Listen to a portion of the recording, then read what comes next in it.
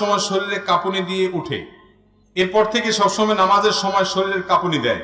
এই কারণে আমি নামাজ ও অন্যান্য ইবাদত করতে পারি না। এই বিষয়ে আমি অনেক চিকিৎসক দেখিয়েছি, কিন্তু অবস্থার কোনো পরিবর্তন হয় না। আমার করণীয় কি?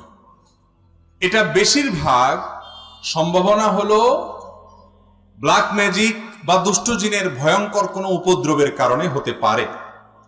এরকম হয়েছে কিনা সেজন্য কোরআন এবং হাদিসের আলোকে যারা ঝাড়ফুঁক করেন সে সমস্ত রাকিদের শরণাপন্ন হতে হবে।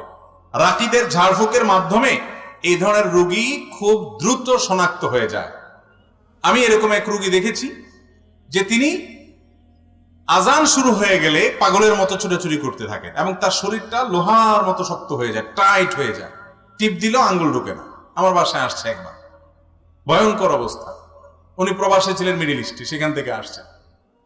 তো আমি এক রাকির সাথে যোগাযোগ করে দিছি, কারণ আমি নিজে রুকিয়া করি না, জানি না। এই সম্পর্কে যারা এক্সপার্ট আছে দু চারজনকে চিনি, তাদের ঠিকানা দিয়ে দিছি তাদের সাথে যোগাযোগ করার জন্য। এরকম দুষ্টজিন বা ব্ল্যাক ম্যাজিকের কারণে, দুষ্টজিন উপদ্রবের কারণে এরকম অস্বাভাবিক ধরনের সমস্যা অনেক সময় তৈরি হয়। এগুলো থেকে আমরা যেন সবসময় নিজেরা নিরাপদ থাকতে পারি, সেজন্য আমাদের কয়েকটা কাজ করতে হবে। নাম্বার 1, সকাল সন্ধ্যার আমলগুলো নিয়মিত করবেন। আয়াতুল কুরসি, 3 কুল, বিসমিল্লাহিল লা ইয়াদুররু মা ইসমিহি, এগুলো নিয়মিত পড়বেন সবসময়। বাসার সবাইকে শিখাবেন পড়ার জন্য। নাম্বার 2, বাসা বাড়িতে ঢোকার সময় বিসমিল্লাহ বলে ঢুকবেন, খাওয়ার সময় বিসমিল্লাহ বলে খাবেন, ওয়াশরুমে যাওয়ার সময় বিসমিল্লাহ যাবেন। ওয়াশরুমে শয়তান থাকে, দুষ্ট জিনের ঠিকানা হলো ওয়াশরুম, নোংরা জায়গা, নাপাক জায়গা। এখানে ঢোকার সময় বিসমিল্লাহ বলে ঢুকবেন, বের হওয়ার সময় দোয়া পড়বেন এবং ওয়াশরুমের দরজা বন্ধ করে রাখবেন। বাসা যেই ঢুকবে বিসমিল্লাহ ছাড়া কেউ ঢুকবে না। বিসমিল্লাহ ছাড়া ঢুকলে হাদিসে আসছে শয়তান সাথে ঢুকে, বিসমিল্লাহ বললে আর শয়তান ঢুকতে পারে না।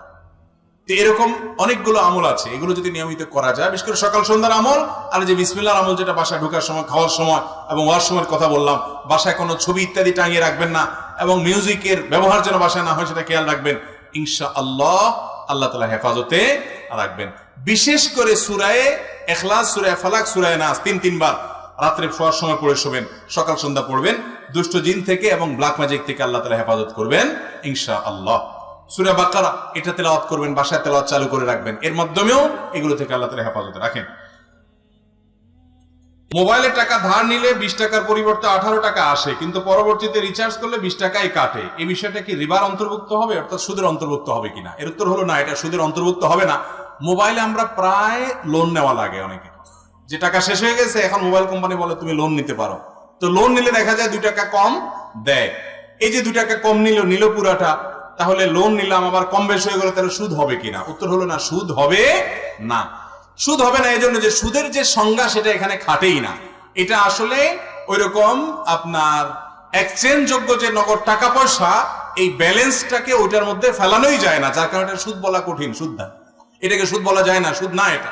আর দ্বিতীয়ত, অনেক কোম্পানি আছে যেগুলো কাটে না, হুবহু যা আছে সেটাই দেয়। আবার অনেক কোম্পানি